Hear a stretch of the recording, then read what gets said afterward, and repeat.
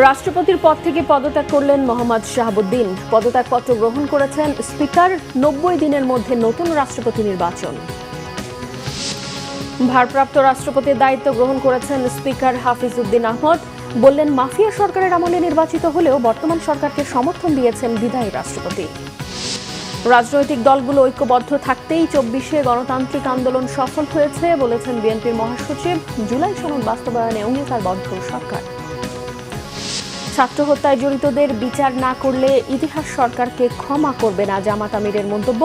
কর্তৃত্ববাদী শাসনের দিকে ফিরে যাচ্ছে বিএনপি, গোলাম পরওয়ারের অভিযোগ। আরও উত্তপ্ত ভারত। শিক্ষামন্ত্রী ধর্মেন্দ্রর পদত্যাগের বিষয়ে সিদ্ধান্ত নিতে শনিবার বিকেল পর্যন্ত সময় নিয়েছে মোদী সরকার। দেখছিলেন সংবাদ শিরোনাম। সব জল্পনা কল্পনা শেষে রাষ্ট্রপতির পদ থেকে পদত্যাগ করলেন মোহাম্মদ শাহাবুদ্দিন। পদত্যাগপত্র গ্রহণ করেছেন স্পিকার হাফিজ উদ্দিন আহমেদ। পদত্যাগের কারণ হিসেবে শারীরিক অসুস্থতার কথা উল্লেখ করেছেন শাহাবুদ্দিন। সংবিধান অনুযায়ী আগামী 90 দিনের মধ্যে রাষ্ট্রপতি নির্বাচন করবে জাতীয় সংসদ। আরেফিন শাওনের রিপোর্টে বিস্তারিত। স্বাস্থ্যগত কারণ দেখে পদত্যাগ করবেন রাষ্ট্রপতি মোহাম্মদ শাহাবুদ্দিন। বুধবারই ছিল এমন খবর। তবে তিনি কখন ছাড়বেন রাষ্ট্রের সর্বোচ্চ পদ তা নিশ্চিত ছিল না। কিন্তু মাত্র দুদিনের মধ্যেই পদত্যাগ করেন মোহাম্মদ শাহাবুদ্দিন। শুক্রবার পদত্যাগ করেন রাষ্ট্রপতি মোহাম্মদ শাহাবুদ্দিন। জাতীয় সংসদের স্পিকারের কাছে পদত্যাগপত্র জমা দেন তার সামরিক সচিব। কারণ হিসেবে উল্লেখ করেন শারীরিক ও মানসিক অসামর্থ্যতা। নতুন রোগে আক্রান্ত, ফলে দীর্ঘ সময়ে চিকিৎসা প্রয়োজন বলে মনে করেন তিনি। 2024 সালের 5ই আগস্ট শেখ হাসিনা পদত্যাগ করার পর থেকে ব্যাপকভাবে দাবি উঠতে থাকে রাষ্ট্রপতির পদ থেকে শাহাবুদ্দিনের পদত্যাগ বা অপসারণের বিষয়টি। জুলাই বিপ্লবে অংশগ্রহণকারী শিক্ষার্থীরা তার অপসারণের দাবি জানান, কিন্তু সে যাত্রায় টিকে যান শাহাবুদ্দিন। শেখ হাসিনা, ডক্টর মোহাম্মদ ইউনূস আর তারেক রহমানকে দেশের সরকার প্রধান হিসেবে শপথ গ্রহণ করান তিনি। সরকারের প্রধানমন্ত্রী অবশেষে শুক্রবার রাষ্ট্রপতির পদ ছাড়েন মোহাম্মদ শাহাবুদ্দিন। তার পদত্যাগপত্র গ্রহণ করার কথা জানান জাতীয় সংসদের স্পিকার। রোজ শুক্রবার অপরাহ্ন 5টা 1 মিনিটে আমার নিকট পদত্যাগপত্র দাখিল করেছেন। সংবিধানের 54 অনুচ্ছেদ অনুযায়ী আমি রাষ্ট্রপতির দায়িত্ব গ্রহণ করেছি। পদত্যাগপত্রটি আমি গ্রহণ করেছি। 2023 সালের 24 এপ্রিল দেশের 22তম রাষ্ট্রপতি হিসেবে দায়িত্ব গ্রহণ করেন শাহাবুদ্দিন। তার রাষ্ট্রপতি হওয়াটা দেশের রাজনৈতিক অঙ্গনে ব্যাপক আলোচনা সমালোচনার জন্ম দেয়। রাজনীতির গুরুত্বপূর্ণ কোনো পদে না থাকার পরও দেশের সর্বোচ্চ পদে তাকে নির্বাচিত করেন শেখ হাসিনা। আগামী 90 দিনের মধ্যে রাষ্ট্রপতি নির্বাচন সম্পন্ন করবে জাতীয় সংসদ। আরেফিন শাওন, বাংলা ভিশন, ঢাকা। পদত্যাগ করেছেন রাষ্ট্রপতি মোহাম্মদ শাহাবুদ্দিন। সংবিধানের 50-এর 3 অনুচ্ছেদ অনুসারে তিনি পদত্যাগ করেছেন বলে জানান স্পিকার হাফিজ উদ্দিন আহমেদ। সেই সাথে 54 ধারা অনুসারে তিনি রাষ্ট্রপতির দায়িত্ব গ্রহণ করেছেন বলেও জানান হাফিজ উদ্দিন আহমেদ। আহমেদ সরওয়ারের রিপোর্ট। মহামান্য রাষ্ট্রপতি জনাব মোহাম্মদ শাহাবুদ্দিন তার স্বাক্ষরযুক্ত পদত্যাগপত্র আজ 24শে জুলাই 2026 9 শ্রাবণ 1433 তারিখে রোজ শুক্রবার অপরাহ্ন 5টা 1 মিনিটে আমার নিকট পদত্যাগপত্র দাখিল করেছেন। সংবিধানের 54 অনুচ্ছেদ অনুযায়ী আমি রাষ্ট্রপতির দায়িত্ব গ্রহণ করেছি। পদত্যাগপত্রটি আমি গ্রহণ করেছি এবং জাতীয় সংসদ সচিবালয়ের রেকর্ডে সংরক্ষণ এবং প্রয়োজনীয় প্রশাসনিক কার্যক্রম গ্রহণের জন্য নির্দেশ প্রদান করা হলো। এর মাধ্যমে দুদিন ধরে চলা সব জল্পনা কল্পনার অবসান হলো। রাষ্ট্রপতির দায়িত্ব ছাড়লেন মোহাম্মদ শাহাবুদ্দিন। ভারপ্রাপ্ত রাষ্ট্রপতির দায়িত্ব নিয়ে স্পিকার অবসরপ্রাপ্ত মেজর হাফিজ উদ্দিন আহমেদ সংবাদ সম্মেলন করে জানালেন কি কারণে রাষ্ট্রপতি মোহাম্মদ শাহাবুদ্দিন পদত্যাগ করলেন। তিনি গুরুতর অসুস্থ, হৃদরোগ, উচ্চ রক্তচাপ, ডায়াবেটিস ও কিডনি জটিলতায় তিনি ভুগছেন। তার হৃদযন্ত্রে বাইপাস সার্জারি হয়েছে। ইদানিং স্বাস্থ্য পরীক্ষার অটোনমিক নিউরোপ্যাথি নামে রোগ শনাক্ত হয়েছে। এই রোগের কারণে তিনি মাঝে মাঝে অচেতন হয়ে পড়েন। এসব রোগের প্রাদুর্ভাবে এবং শারীরিক ও মানসিক অসমর্থতার কারণে রাষ্ট্রপতির মতো গুরুত্বপূর্ণ সাংবিধানিক পদের দায়িত্ব পালন করা তার পক্ষে সম্ভব হচ্ছে না। তার দীর্ঘমেয়াদী চিকিৎসার প্রয়োজন। তিনি মোহাম্মদ শাহাবুদ্দিনের সুস্বাস্থ্য কামনা করেন। তিনি শারীরিক অসমর্থের কারণে পদত্যাগ করেছেন। আমি তার মঙ্গল এবং সুস্বাস্থ্য কামনা করি এবং আমার মনে হয় তিনি মাফিয়া সরকারের আমলে নির্বাচিত হলেও বর্তমানে জনগণের ভোটে যে সরকার নির্বাচিত হয়েছে তার প্রতি তিনি সমর্থন এবং শ্রদ্ধা প্রকাশ করেছেন সবসময়। আমি তার মঙ্গল কামনা করি। বাংলাদেশের রাষ্ট্রপতির পদত্যাগ একটি গুরুতর ঘটনা। এর সাথে দেশের ভালো মন্দও জড়িত। রাষ্ট্রপতি একজন মানুষ, তিনি অসুস্থ হতেই পারেন এবং তিনি রোগেরও নাম প্রকাশ করেছেন, লিখিতভাবে জানিয়েছেন তিনি কি রোগে ভুগছেন এবং মাঝে মাঝে তিনি অচেতন হয়ে পড়েন। এর জন্য ডাক্তারের সার্টিফিকেটের কোনো প্রয়োজন নাই, যিনি যেখানে নিজেই এটি দাবি করেছেন। আমি জাতীয় সংসদের স্পিকার হিসাবে পদত্যাগপত্র গ্রহণ করেছি, এটি হলো বাস্তবতা। আশা করি সকল ধরনের কনফিউশন এখন থেকে দূর হয়ে যাবে। একটি গুরুতম সলেম অকেশন, দেশের রাষ্ট্রপতি পদত্যাগ করেছেন, let us do justice to him. এর আগে বিকেল 4টার পরে সংসদের বাসভবন থেকে সংসদ ভবনে যান স্পিকার। এ সময় বঙ্গভবন থেকে রাষ্ট্রপতির কর্মকর্তারা সংসদ ভবনে যান রাষ্ট্রপতির পদত্যাগপত্র নিয়ে। সেখানে স্পিকার তার পদত্যাগপত্র গ্রহণ করেন। সব আনুষ্ঠানিকতা শেষে রাষ্ট্রপতির প্রটোকলে সংসদের বাসভবনে ফিরে যান ভারপ্রাপ্ত রাষ্ট্রপতি ও স্পিকার হাফিজ উদ্দিন আহমেদ। সংসদীয় পদ্ধতি সরকার প্রবর্তনের পর দেশে এখন পর্যন্ত 2 জন রাষ্ট্রপতি তাদের মেয়াদ পূরণ করার আগেই পদত্যাগ করেছেন। এর আগে ডক্টর AQM বদরুদ্দোজা চৌধুরী ইমপিচমেন্টের কারণে পদত্যাগ করেছিলেন। আজকে মোহাম্মদ শাহাবুদ্দিন স্বাস্থ্যগত কারণ দেখিয়ে পদত্যাগ করলেন। দুবারই কাকতালীয়ভাবে সরকারে ছিল বিএনপি। আহমেদ সরওয়ার, বাংলা ভিশন, ঢাকা। পদত্যাগকারী রাষ্ট্রপতিকে দায়িত্ব পালনের সময় নেয়া কোনো সিদ্ধান্ত বা কাজের জন্য কোনো আদালতেই জবাবদিহি করতে হবে না, এ বিষয়ে একমত বিশেষজ্ঞরা। তবে নৈতিক স্খলন, ব্যক্তিগত ফৌজদারি অপরাধের ক্ষেত্রে এই দায়মুক্তি মেলে না। নাবিল জাহাঙ্গীরের রিপোর্ট। আমি মোহাম্মদ শাহাবুদ্দিন।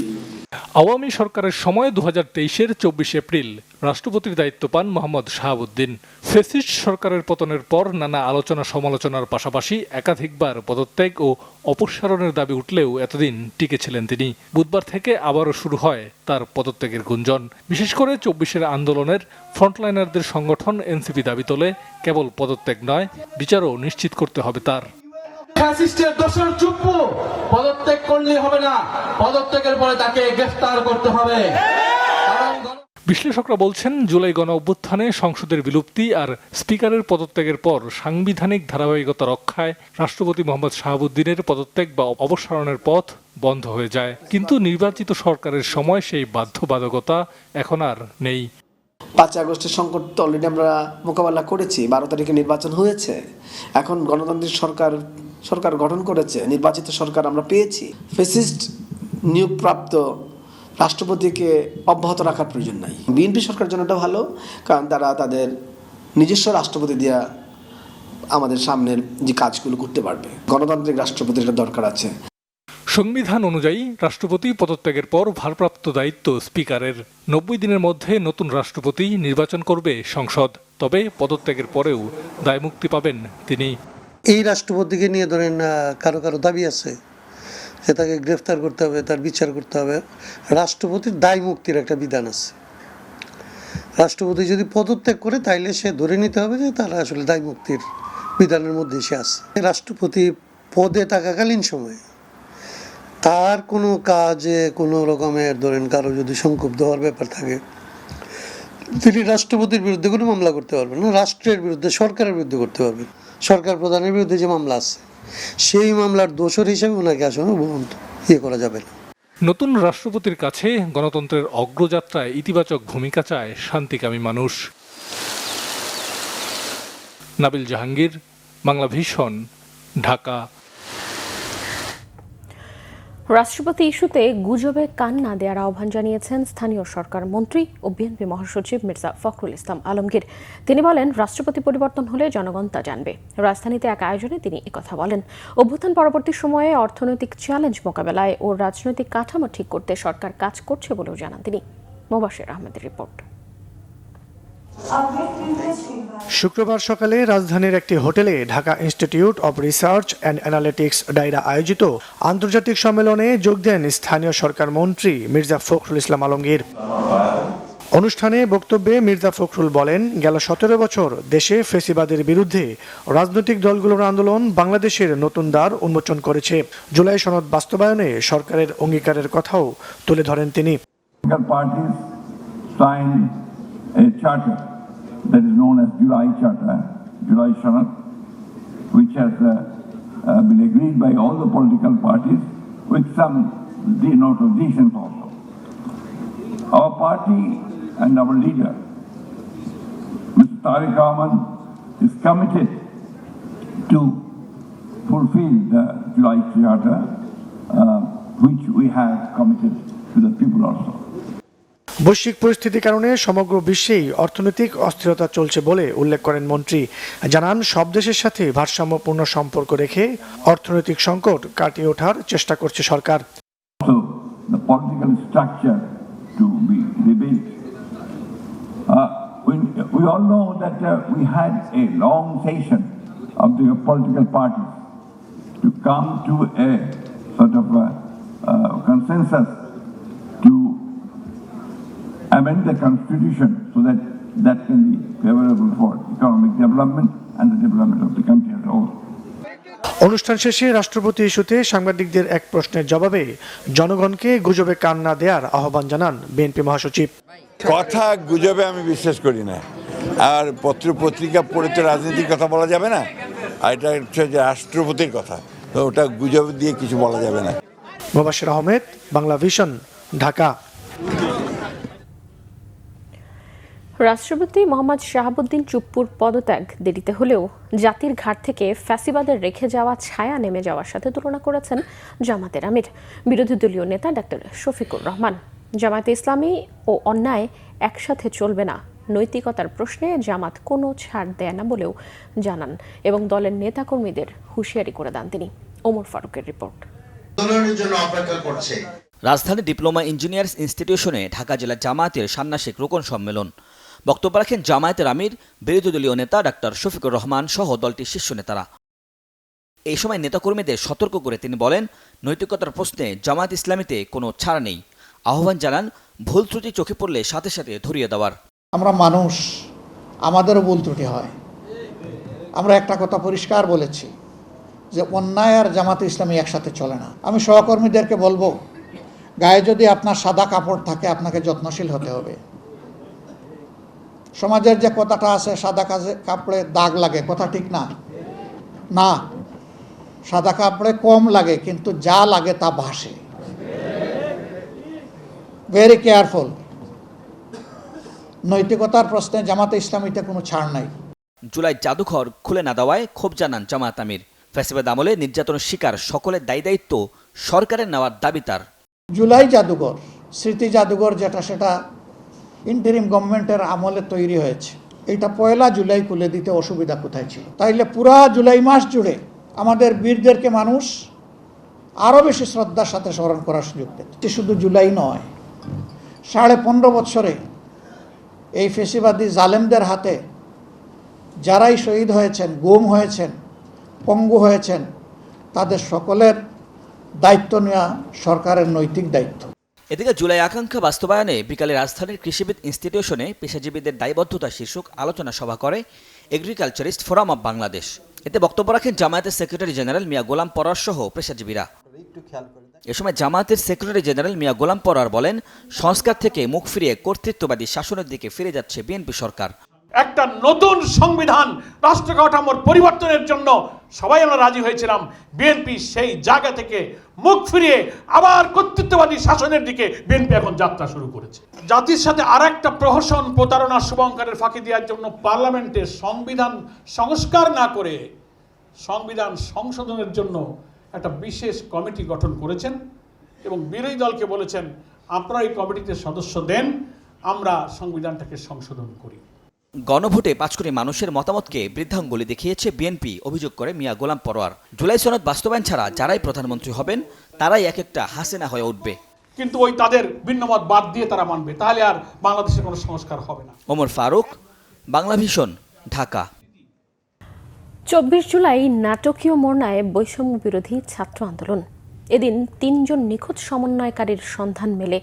রাজধানীর হাতিরঝিলে আসিফ মাহমুদ এবং ধানমন্ডি থেকে আবু বক্করকে চোখ বেঁধে ছেড়ে দেওয়া হয়। যদিও সেদিন শেখ হাসিনা বিদেশি মিডিয়ায় অসত্য তথ্য প্রচারের আজগুবি অভিযোগ তোলেন। আর ওবায়দুল কাদের সেদিন দাম্ভিক্তি করে বলেছিলেন শেখ হাসিনা পালায় না। 2024 সালের উত্তাল 24 জুলাইয়ের খবর জানাচ্ছেন জিয়াউল হক সবুজ। 2024 সালের 24শে জুলাই সাল ও তারিখের মধ্যে অদ্ভুত মিল থাকলেও শুধু খোঁজ মিল ছিল না। 5 দিন ধরে নিখোঁজ বৈষম্য বিরোধী ছাত্র আন্দোলনের 3 সমন্বয়কারীর। এ নিয়ে শত দুশ্চিন্তার মাঝেই রাজধানীর আলাদা জায়গায় তাদের ফেলে রেখে যায় আন্দোলন দমানোর কুশীলবরা। কোটা আন্দোলন দমন করতে গণমাধ্যম নিয়ন্ত্রণে চাপ দেয় আওয়ামী লীগ সরকার। ছাত্র জনতার বিরুদ্ধে দলীয় নেতাকর্মীদের উস্কে দেন তখনকার প্রধানমন্ত্রী শেখ হাসিনা। আন্দোলনের খবর আড়াল করতে সম্পাদকদের সংগঠন এডিটর্স গিল্ডের নেতাদের অলিখিত নির্দেশনা দেন পলাতক প্রধানমন্ত্রী। ব্যাপকভাবে প্রচার করতে হবে, জনমতের সৃষ্টি করতে হবে। সে সময় ছাত্র জনতার বিক্ষোভ রুখতে আওয়ামী লীগকে আরও সরব হওয়ার প্রচ্ছন্ন ইঙ্গিত দেন ওবায়দুল কাদের। সর্বত্র শেখ হাসিনা ডাকে দুর্বৃত্ত দুর্গ গড়ে তুলুন। শেখ হাসিনাও পালাবে না, তার কর্মীরাও পালাবে। দেশে অচল অবস্থার জন্য বিএনপি জামাতকে দায়ী করে দেশবিরোধী ষড়যন্ত্র তত্ত্ব আবিষ্কার করেছিলেন শেখ হাসিনার পথধরা স্বরাষ্ট্রমন্ত্রীও। এই মুহূর্তে আমরা দিনরাত বিএনপি জামাতকে নিয়ে বিষোদ্গার করা ডক্টর হাসান মাহমুদও জানিয়েছিলেন রাষ্ট্রীয় স্থাপনার নাশকতা দেখে কূটনীতিকরাও বাকরুদ্ধ। তারা স্তম্ভিত হয়ে গেছে, আমি নিজে স্তম্ভিত। যদিও বিএনপি মহাসচিব মির্জা ফখরুল ইসলাম আলমগীর জানিয়েছিলেন জনগণকে বিভ্রান্ত করতেই হতাহতের ঘটনা আড়াল করে শুধু স্থাপনার ক্ষয়ক্ষতি নজরে আনছে সরকার। এই যে শত শত প্রাণ চলে গেল সেই ব্যাপারে কিন্তু তারা কোনো কথা বলছে না। কিন্তু বিরোধী মতের যৌক্তিক কোনো বক্তব্য আমলে না নিয়ে ছাত্র জনতার আন্দোলন দমাতে কারফিউ দেয় সরকার। 6 দিন পর কিছুটা শিথিল হলে রাস্তায় বাড়ে মানুষের চাপ। গণপরিবহন সংকট চরমে উঠলেও তখনও বন্ধ মেট্রো রেল। দূরপাল্লার হাতে গোনা বাস চলাচল করলেও সবার চোখে মুখে তখনও অজানা এক আতঙ্ক। জিয়াউল হক সবুজ, বাংলাভিশন, ঢাকা। কেউ যদি কোনো স্বার্থান্বেষী গোষ্ঠীকে রক্ষা করেন তা অত্যন্ত দুঃখজনক এবং অগ্রহণযোগ্য বলে মন্তব্য করেছেন মুক্তিযুদ্ধ বিষয়ক প্রতিমন্ত্রী ইশরাক হোসেন।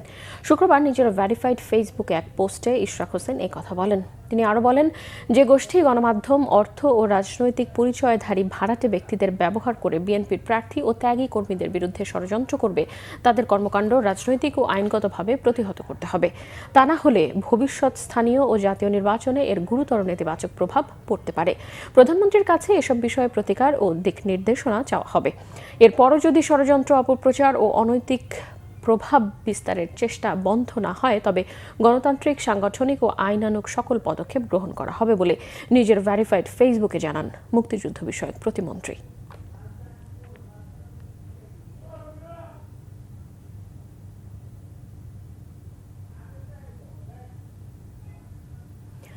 গ্যাস সংকট আরও তীব্র হচ্ছে। পাম্প স্টেশনের বাইরে বাড়ছে ভোগান্তি। দীর্ঘ লাইনেও মিলছে না কাঙ্ক্ষিত গ্যাস। ফলে জীবন জীবিকা নিয়ে শঙ্কায় গ্যাসের ওপর নির্ভরশীলরা। এই অবস্থা চলতে থাকলে বিপুল পরিমাণে উৎপাদন ব্যাহত হওয়ার শঙ্কা ব্যবসায়ী নেতাদের। এই সমস্যা সমাধানে সরকারকে বিকল্প খোঁজার তাগিদ দেন তারা। মামুন আব্দুল্লাহ রিপোর্ট। প্রাইভেট কারের এই দীর্ঘ লাইনের অপেক্ষা গ্যাসের জন্য, যার শেষ সিএনজি স্টেশন থেকে কয়েক কিলোমিটার পর্যন্ত। কিছুদিন আগে অকটেন ডিজেলের সংকটের পর নতুন সংকটের নাম গ্যাস। আমি 2 দিন থেকে কোনো গ্যাস নিতে পারি নাই। মালিকের বললো যে ঠিক আছে তুমি তেল দিয়ে চালো। ভোগান্তি যে 9টার দিকে আসলাম, ওই মাথার থেকে সিরিয়াল দিতে দিতে ওই পর্যন্ত গেলাম। আর মনে হয় কি, আমার মনে হয় না যে আজকে গ্যাস নিয়ে বাসায় যেতাম। এইরকম সংকট থাকলে আসলে জীবনযাত্রার মানটা অনেক হয়ে যাবে, আমাদের একদম লোভ হয়ে যাচ্ছে আর কি। তেলের সংকট ছিল, তখন দেখা যায় তেল দাম বাড়াইছে, ঠিক হয়ে গেছে। কিন্তু গ্যাসের দাম সংকট বলতে কোনো কথা না, গ্যাসের অনেক আগের থেকে সমস্যা, কিন্তু ওনারা এটা দেখে না। এটা আমাদের অনেক কষ্ট হয়। এই 4.5 ঘন্টা বসে থাকে, আমরা এই পর্যন্ত আসছি। এই হলো পরিস্থিতি আমাদের দেশের। কালকে 5 ঘন্টা বসে থাকে, গ্যাস পাই নাই, পরে রিটার্ন গেছি। কিছু সিএনজি পাম্প স্টেশন খোলা থাকলেও বেশিরভাগই বন্ধ। খোলাগুলোতেও নেই গ্যাসের কাঙ্ক্ষিত চাপ, ফলে একই গাড়ি ঘুরে আসছে বারবার। এরকম চলতে থাকলে তো পরিস্থিতি খারাপের দিকে যাবে, মারামারির দিকেও যাইতে পারে। এরকম একই গাড়ি বারবার এই একদিনে মানে 3বার 4বার আসতেছে, এই জন্য আমাদের আরও চাপটা বেশি পড়ে গেছে। গ্যাস বাড়াইলে সংকট কমবে, দাম বাড়ুক অথবা কমুক এটা কোনো যায় আসে না। গ্যাসের যদি গেলে আউটপুট বাড়ে তাহলে আমাদের এই সংকটটা কমতে পারে। দেশে প্রতিদিন সরবরাহ করা হয় 265 কোটি ঘনফুট গ্যাস, যার মধ্যে আমদানি করা এলএনজি 110 কোটি ঘনফুট। কক্সবাজারের মহেশখালীতে একটি ভাসমান এলএনজি টার্মিনালে দুর্ঘটনায় বন্ধ রয়েছে দৈনিক 45 থেকে 50 কোটি ঘনফুট গ্যাসের সরবরাহ। এতে ক্ষতির মুখে কলকারখানা, ব্যাহত হচ্ছে উৎপাদন। ব্যবসায়ী নেতারা বলছেন, এই অবস্থা চলতে থাকলে দীর্ঘমেয়াদে বন্ধ হতে পারে অনেক কলকারখানা। চরম ক্ষতি হবে দেশের অর্থনীতির। আমি যখন এই গ্যাস পাচ্ছি না, আমি কিন্তু আমার উৎপাদন ব্যাহত হচ্ছে। আমার শ্রমিকের বেতন কিন্তু আর বন্ধ রাখা যাবে না, বেতন আমাকে ঠিকই দিতে হবে। তো আমি যখন বেতনটা দেওয়ার জন্য তখন আমার ব্যাংকের থেকে আমার অতিরিক্ত টাকা আনতে হবে। তো অতিরিক্ত টাকা যদি আমি আনি, একটা পর্যায়ে গিয়ে দেখা যাবে এরকম আজকে এইটার কারণে অতিরিক্ত, কালকে ওইটার কারণে কিছু অতিরিক্ত আসছে, তাতে গিয়ে ওখানে একটা বড় ধরনের শর্টফল তৈরি হবে ব্যাংকে। হলে পরে একটা পর্যায়ে গিয়ে ব্যাংক আমার কার্যক্রম বন্ধ করে দিচ্ছে। এইভাবেই কিন্তু একটার পর একটা ফ্যাক্টরি কিন্তু বন্ধ হচ্ছে। মামুন আব্দুল্লাহ, বাংলা ভিশন, ঢাকা। হাম উপসর্গে সর্বশেষ 24 ঘন্টায় দেশে আরও 5 জন শিশু মারা গেছে। এই সময়ে 950 জনের শরীরে হামের উপসর্গ দেখা দেওয়ার তথ্য জানিয়েছে স্বাস্থ্য অধিদপ্তর। হামের সংক্রমণ নিয়ে উদ্বেগের মধ্যেই নতুন শঙ্কা হয়ে দাঁড়িয়েছে ডেঙ্গুর প্রকোপ। শিশু হাসপাতালের পাশাপাশি 2টি ওয়ার্ডে চলছে 2 ভিন্ন রোগের চিকিৎসা। একদিকে হামের জটিলতায় ভুগছে শিশুরা, অন্যদিকে বাড়ছে ডেঙ্গু রোগের চাপ। চিকিৎসকরা বলছেন, হামের ভয় কমলেও এখন সবচেয়ে বেশি সতর্ক থাকতে হবে ডেঙ্গু নিয়েই। রিপোর্ট করছেন আসমা আক্তার নূপুর। এক ওয়ার্ডে হামের জটিলতায় ভর্তি শিশু, ঠিক পাশের ওয়ার্ডে ডেঙ্গু আক্রান্তদের চিকিৎসা। ডেঙ্গুর জন্য আলাদা ওয়ার্ড থাকলেও রোগীর চাপ বাড়ায় সেখানেই চিকিৎসা দেয়া হচ্ছে অন্য জটিল রোগে আক্রান্ত শিশুদেরও। সব ধরনের রোগী এখানে আছে। এই যে এই রোগী আসছে, সার্জারি করবো বাবু, একদিনের না কয়দিনের বাবু নিয়ে আইছে। 2টি ওয়ার্ড, 2টি রোগ, তবু একই চিত্র। স্বজনদের উৎকণ্ঠা আর চিকিৎসকদের নিরন্তর ব্যস্ততা। হচ্ছে আজকে নিয়ে 5 দিন, এর আগে জ্বর ছিল, তো জ্বর হওয়ার পরে বমি টমি ছিল বলে কালকে পরশুদিন কি টেস্ট করে, কালকে রিপোর্ট আসছে। ওই রিপোর্টে দেখা গেছে যে ওর ডেঙ্গু পজিটিভ। আমরা আসছিলাম 60 ফিট আমতলা বাজার থেকে, ডেঙ্গু নিয়ে আসছিলাম, এখন আলহামদুলিল্লাহ সুস্থ আছে। কয়েক সপ্তাহ আগেও নতুন হামে আক্রান্ত শিশুর ভিড়ে ব্যস্ত ছিল এই হাসপাতাল। এখন সেই চিত্র অনেকটাই বদলেছে। চিকিৎসকরা বলছেন, নতুন রোগী প্রায় আসছেই না। বর্তমানে ভর্তি থাকা বেশিরভাগ শিশুই হামের পর নিউমোনিয়া, শ্বাসকষ্ট, ডায়রিয়া কিংবা অন্য সংক্রমণের মতো জটিলতা নিয়ে চিকিৎসা নিচ্ছে। নতুনভাবে হামে আক্রান্ত হয়ে রোগী আসতেছে না বললেই চলে। যেগুলি আসতেছে বলতেছেন যে হামের ওয়ার্ডে অনেক রোগী আছে, এখনও ভর্তি হচ্ছে, তারা কোন রোগী? এগুলো হাম জটিলতা নিয়ে কিছু কিছু রোগী আসতেছে। হাম হয়েছিল হয়তো 15 দিন আগে, 1 মাস আগে, 1.5 মাস আগে, তারা এখান থেকে ভালো হয়ে চলে গেছে। আবার তারা হয়তো ডায়রিয়া, নিউমোনিয়া হয়ে মানে ভয়ে আসলে চলে আসতেছে। শিশু হাসপাতালের তথ্য বলছে, সাম্প্রতিক হামের প্রাদুর্ভাবে প্রায় 2000 শিশুকে ভর্তি করে চিকিৎসা দেওয়া হয়েছে। মারা গেছে প্রায় 60 জন। বর্তমানে হাম আক্রান্ত জটিলতায় ভর্তি রয়েছে প্রায় 90 শিশু। তাদের মধ্যে কয়েকজন এখনও আইসিইউতে সংকটাপন্ন অবস্থায় চিকিৎসাধীন। বাবুর বয়স 6 মাস চলতেছে, আর আপনার ঠান্ডা, কাশি, শ্বাসকষ্ট দেখা গেছে। ঠান্ডা, জ্বর, পাতলা পায়খানা আর হাম উঠছে। নিউমোনিয়া হয়েছিল পয়লা, পরে হাম দেয়া দিছিল, পরে ভর্তি ছিলাম কিশোরগঞ্জে 9 দিন, তারপরে কমে নাই, তারপরে এখানে আসা। হামের ওয়ার্ডের ঠিক পাশেই ডেঙ্গু ওয়ার্ড। এখানেও প্রতিদিন বাড়ছে রোগীর চাপ।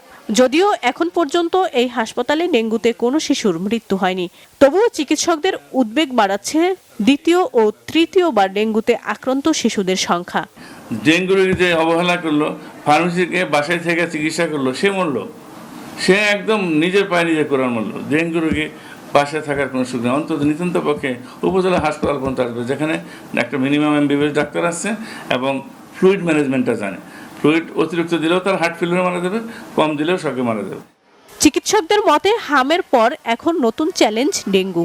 তাই শিশুর জ্বরকে অবহেলা নয়, দ্রুত পরীক্ষা, সময় মতো হাসপাতালে ভর্তি এবং চিকিৎসকদের পরামর্শ মেনে চিকিৎসা নিলেই এড়ানো সম্ভব প্রাণঘাতী জটিলতা। আসমা আক্তার নূপুর, বাংলাভিশন, ঢাকা। সকল ধর্মের বিশ্বাসকে বিএনপি সরকার শ্রদ্ধা করে জানিয়ে তথ্য ও সম্প্রচার মন্ত্রী জহিরুদ্দিন স্বপন বলেছেন, বাংলাদেশের সংবিধানে ধর্মের ভিত্তিতে কোনো বিভক্তি নেই। বিকেলে ঢাকেশ্বরী মন্দিরে এক আলোচনা সভায় মন্ত্রী এসব কথা বলেন। ধর্মের ভিত্তিতে যারা বিভক্তি করবে তাদেরকে জাতির শত্রু ও সমাজের শত্রু বলে মন্তব্য করেন তথ্যমন্ত্রী। তার অভিযোগ, কেউ কেউ ধর্মের বিশ্বাসকে পুঁজি করে সমাজকে বিভক্ত করতে চায়। প্রকৃত ধর্মবিশ্বাসীরা সকল ধর্মের অনুষ্ঠানকে শ্রদ্ধা করে। সভাটি উদ্বোধন করেন ঢাকা দক্ষিণ সিটি কর্পোরেশনের প্রশাসক আব্দুস সালাম। বলেন, বাংলাদেশের সকল সম্প্রদায়ের দেশ, যারা সম্প্রীতি নষ্ট করতে চায় তারা সার্বভৌমত্বে বিশ্বাস করে না এবং বলেও মন্তব্য করেন আব্দুস সালাম। সভা শেষে শুরু হয় রথযাত্রা। সনাতন ধর্মাবলম্বীদের বিশ্বাস অনুযায়ী ভগবান শ্রী জগন্নাথের মাসির বাড়ি থেকে অষ্টম নিজ ধামে ফেরেন এই দিনে। আমাদের ধর্ম বিশ্বাসকে পুঁজি করতে চায়। আমাদের দেশে বর্ণের ভিত্তিতে, ভাষার ভিত্তিতে অথবা পাহাড়ি সমতল অঞ্চলের ভিত্তিতে কোনো বিভক্তিকে আমরা বরদাস্ত করব না। আমরা মনে করি বাংলাদেশি জাতীয়তাবাদের দর্শনের মধ্যেই সকল ধর্ম বিশ্বাস, সকল বর্ণ, ভাষা, সংস্কৃতি এবং সকল সমতলকে আমরা এক জায়গায় দাঁড় করতে পেরেছি। আমরা কোনো সাম্প্রদায়িক উস্কানিতে বিশ্বাস করি না। যখন পরিবর্তন হয় তখন তিনি আমাদেরকে নির্দেশ দিয়েছেন। সারা বাংলাদেশে দুর্গাপূজা ছিল, সেই দুর্গাপূজায় আপনাদেরকে পাহারা দেওয়ার জন্য, আপনাদের সাথে অংশগ্রহণ করার জন্য। এবং আমার মনে হয় বাংলাদেশের দীর্ঘদিনের ইতিহাসেও এই 5ই আগস্টের পরে এত শান্তিপূর্ণ দুর্গাপূজা আপনারা মনে হয় না কখনো করতে পেরেছেন। আগামীকাল শনিবার সিলেট নগরীর সরকারি আলিয়া মাদ্রাসা মাঠে 11 দলের সমাবেশ সফল করতে সবার সহযোগিতা চেয়েছেন 11 দলীয় জোটের নেতারা। সভাস্থলে আজ এক ব্রিফিংয়ে আহ্বান জানান তারা। ব্রিফিংয়ে উপস্থিত ছিলেন বাংলাদেশ জামায়াতে ইসলামের কেন্দ্রীয় সহকারী সেক্রেটারি জেনারেল ও 11 দলীয় ঐক্যের কেন্দ্রীয় নেতা অ্যাডভোকেট এহসানুল মাহবুব জুবায়ের। এছাড়াও ছিলেন জোটের সিলেট জেলা ও মহানগর পর্যায়ের নেতারা। ব্রিফিংয়ে অ্যাডভোকেট এহসানুল মাহবুব জুবায়ের সমাবেশের সব ধরনের প্রস্তুতি সম্পন্ন হয়েছে বলে জানিয়েছেন। সমাবেশ সফল করতে সর্বস্তরের মানুষের সহযোগিতাও কামনা করেন তিনি। সিলেট বিভাগের বিভিন্ন জেলা ও উপজেলা থেকে নেতাকর্মীরা আগামীকালকের সমাবেশে অংশ নেবে বলেও জানান আয়োজকরা।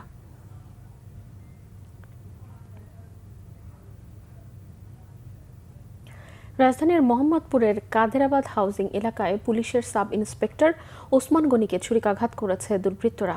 গতকাল রাত 9:30টার দিকে কাদেরাবাদ হাউজিংয়ের সি ব্লকের 4 নম্বর রোডে এই ঘটনা ঘটে। আহত ওই পুলিশ কর্মকর্তা হযরত শাহজালাল আন্তর্জাতিক বিমানবন্দরে স্পেশাল ব্রাঞ্চ ইমিগ্রেশন শাখায় কর্মরত। পুলিশের ধারণা পূর্বশত্রুতার জেরেই এই হামলা। সিসিটিভি ফুটেজে হামলার পর 3 দুর্বৃত্তকে স্পট থেকে দৌড়ে পালিয়ে যেতে দেখা যায়। প্রত্যক্ষদর্শীরা জানিয়েছে, ভুক্তভোগী ওই পুলিশ কর্মকর্তা ও তার স্ত্রী কাঁচা বাজার শেষ করে ফিরছিলেন। এ সময় পেছন থেকে 3 জন যুবক তার পিঠে ছুরি মেরে পালিয়ে যায়। পরে উন্নত চিকিৎসার জন্য তাকে ভর্তি করা হয় শহীদ সোহরাওয়ার্দী মেডিকেল কলেজ হাসপাতালে। সংবাদ শেষ করব শিরোনামগুলো আরেকবার জানিয়ে।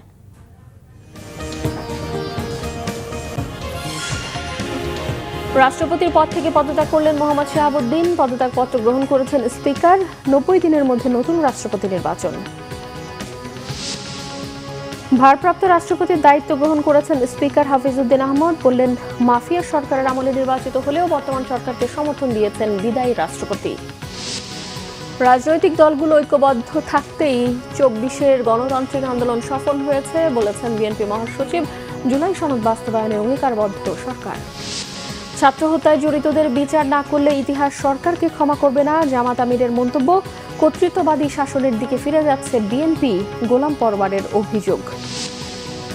আরও উত্তপ্ত ভারত। শিক্ষামন্ত্রী ধর্মেন্দ্রের পদত্যাগের বিষয়ে সিদ্ধান্ত নিতে শনিবার বিকেল পর্যন্ত সময় নিয়েছে মোদী সরকার।